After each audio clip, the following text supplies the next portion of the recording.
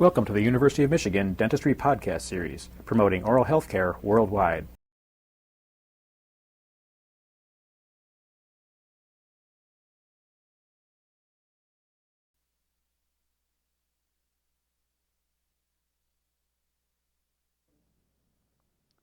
The development of the wax pattern for this cast gold restoration will be initiated by the placement of the lubricant onto the die.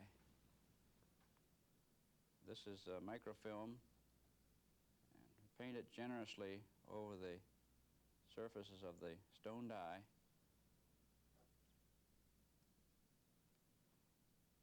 And on the proximal surfaces of the adjacent teeth in order to prevent any adherence of the wax to the stone surfaces.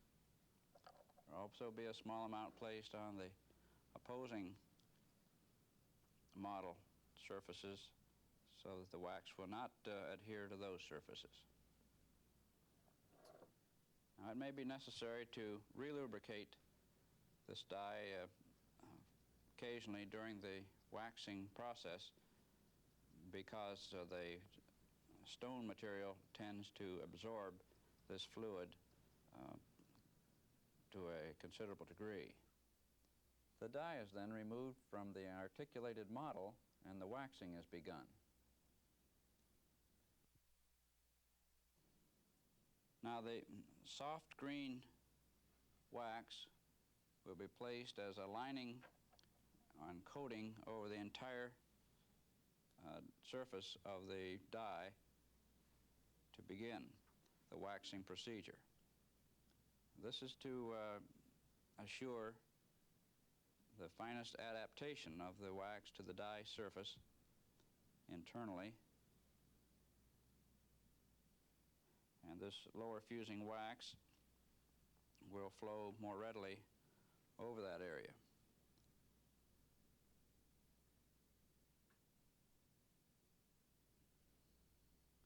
Now, as that wax cools, it's important to use the moderate finger pressure to maintain the wax to avoid the shrinkage that may take place as the wax is cooling.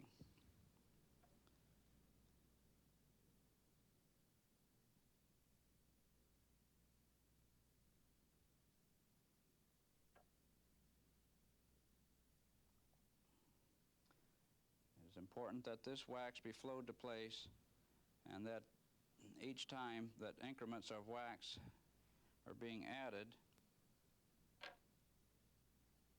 that it flows along with the wax that was already present.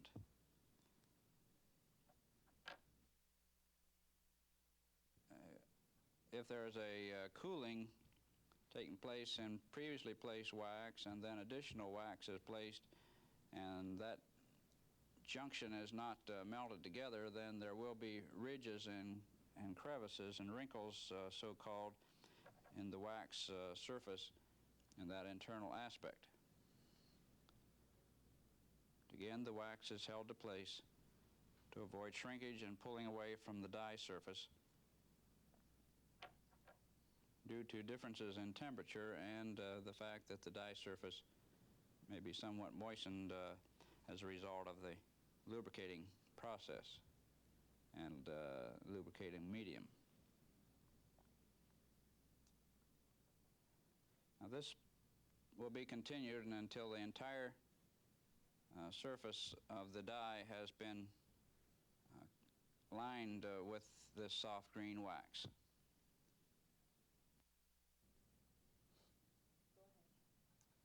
Now the entire surface of this die has been covered with the soft green wax. There should be an adequate thickness placed on the finish line areas also. And it's time to return it to the articulator, position it to place firmly. And now with some regular blue wax, I'll begin developing the supporting cusp cones. Now on the mandibular model, I've marked the location of the lower molar, opposing molar supporting cusps, and the lower molar central fossa where the mesiolingual cusp of the tooth being waxed should be situated, as well as the distal marginal ridge of that lower molar where the distal lingual cusp would contact, so that there are those references to which the cusp cones can be built.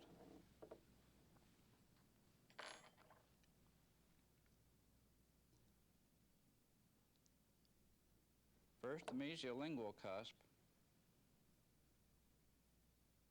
will have wax added until the cusp cone is formed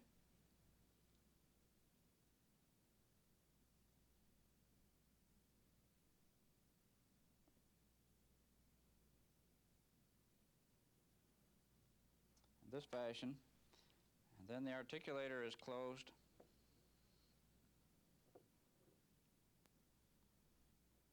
until that cusp cone contacts the central fossa of the lower molar.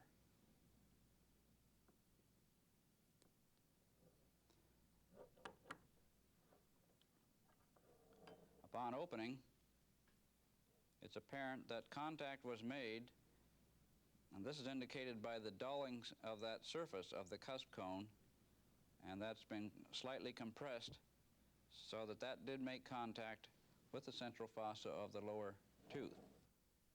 The second supporting cusp will be developed using the same procedure as was used for the first. Now, the central fossa for the centric stop position of the lower tooth supporting cusp will be placed in the center of this maxillary molar. Be proximately centered this area by the placement of this portion of wax. Again, the articulator closed as that's beginning to cool.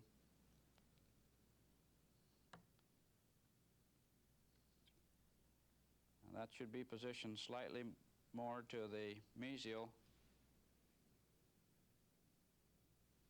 than it was. So an additional amount of wax is added. And again, this is closed.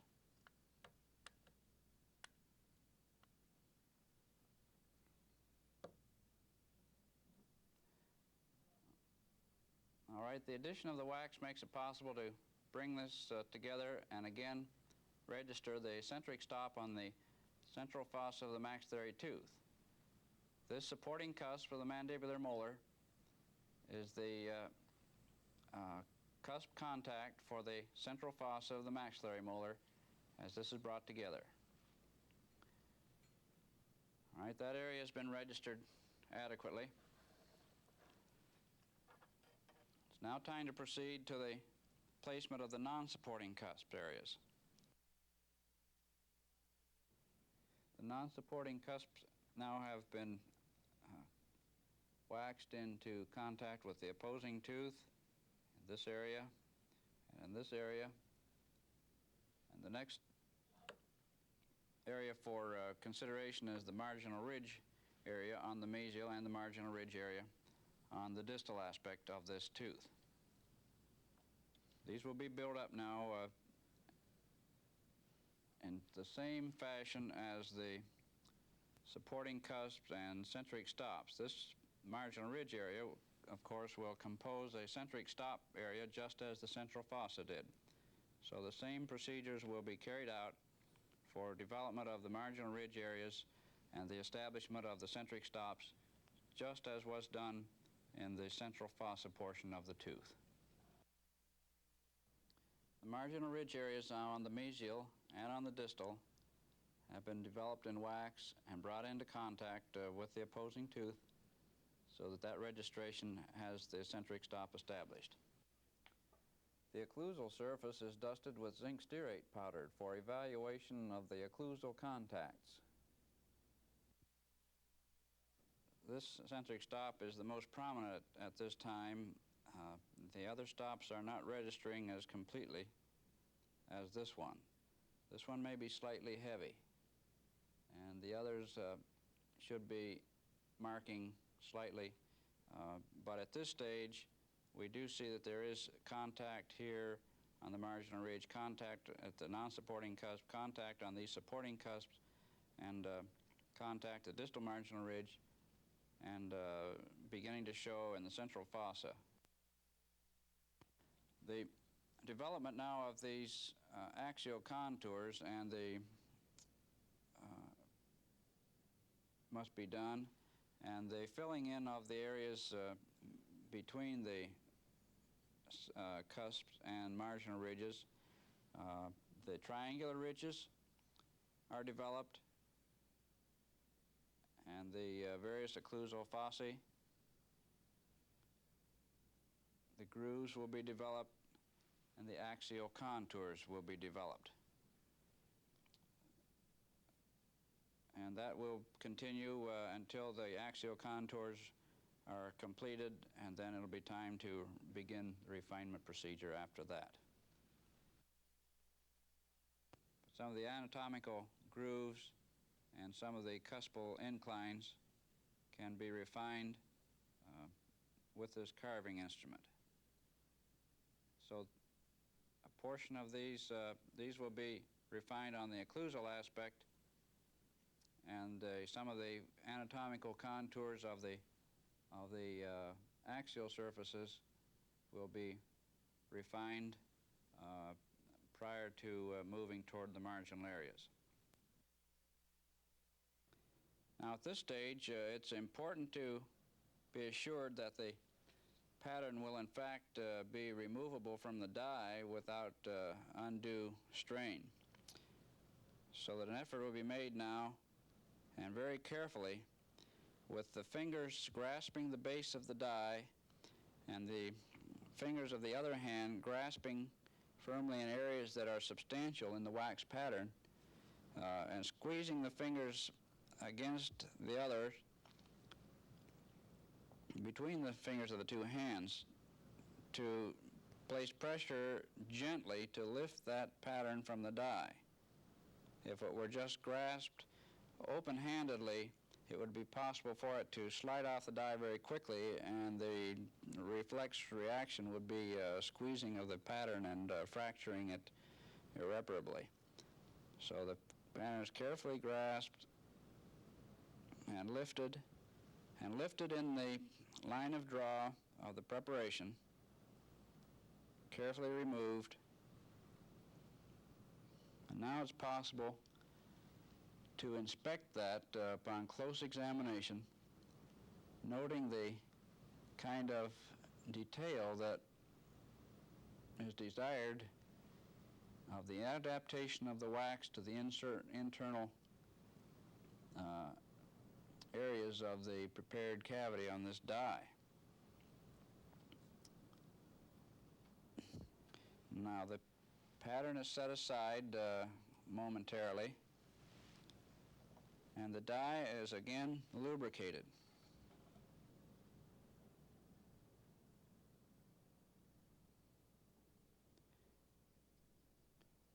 The absorption of this lubricant has been quite thorough, and so before completion of the waxing of the marginal areas of the pattern,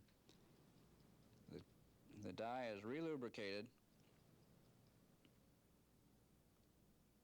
in order to assure that the final waxing procedures can be carried out without having the pattern adhere to the die.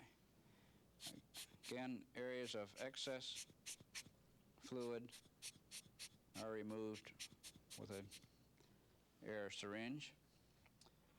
And then just prior to returning to the wax pattern, a lead pencil is used to go around the die at the finish lines, and the side of this lead is just lightly placed against the die. Very lightly, not any pressure to damage the stone die, but just very lightly outlining the very extent of the finish line of the prepared cavity. Now, with that definition, it's possible to replace the wax pattern in its preliminary form on the stone die, sure that it is completely in place. And in most instances, the initial waxing has placed the wax slightly beyond that penciled finish line area. Now with the ward carver, it's time to do the carving of the finish line and bring the wax just to that finish line area.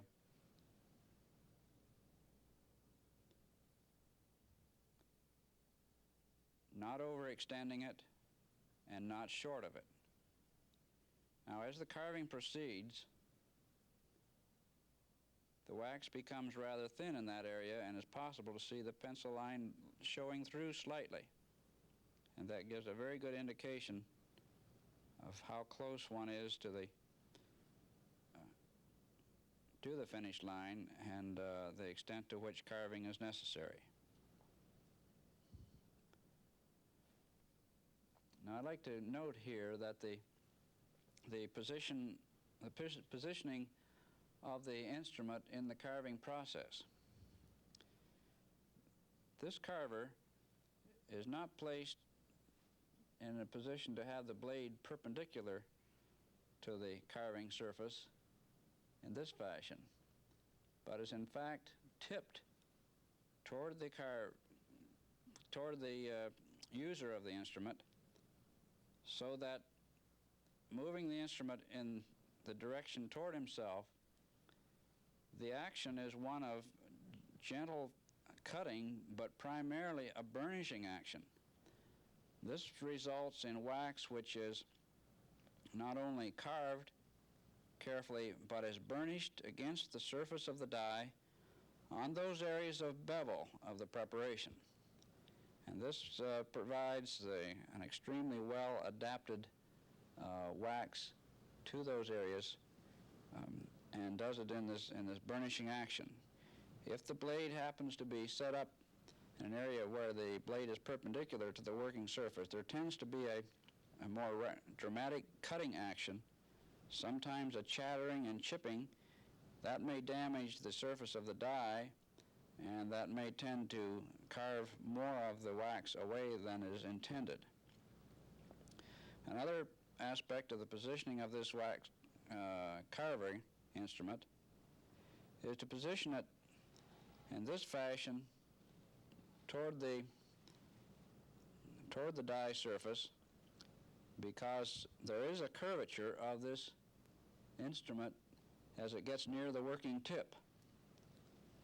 And if the instrument is positioned in this fashion and carved so that the tip comes in contact with the stone surface, there would in fact be a resulting concavity of the wax in that area. This would be undesirable because it would not only bring the wax very thin in that area, but it would distort the contour and would not be a natural contour in the restoration surface as it meets the tooth surface. So the carving instrument is tipped up in this fashion so that the tip may ride along in contact with the stone surface and then tipped toward the operator so that the wax is being burnished away